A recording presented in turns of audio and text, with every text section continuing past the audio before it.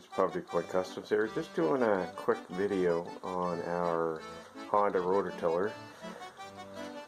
Let's say this is almost like a barn find. It's in my barn.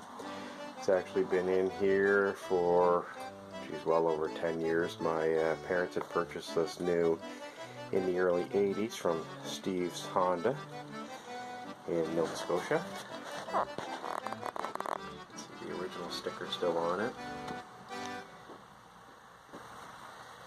These old rototillers with the Honda motors, they're bulletproof. This was actually bought at a Honda dealership. See, it's still in great shape. It sits in the barn out of the weather. It's a little dusty. I'm sure the tires need a little air in them. It's underneath here.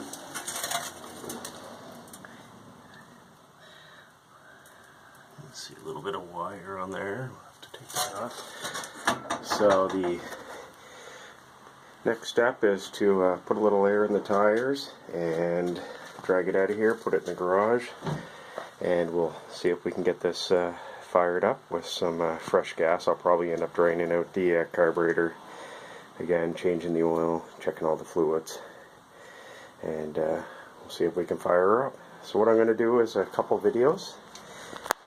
This video is just showing it in its current state in the barn, and then I'll be uploading another couple either today or tomorrow, just seeing if we can get her going. Anyways guys, thanks for watching. Remember to subscribe. Again, I'll be uploading a few more videos on this. And just on a side note again, I'm still on the hunt for a old farm tractor that I can restore, something similar to like a Ford 8N or around that size. Anyways guys, take care, have a great day.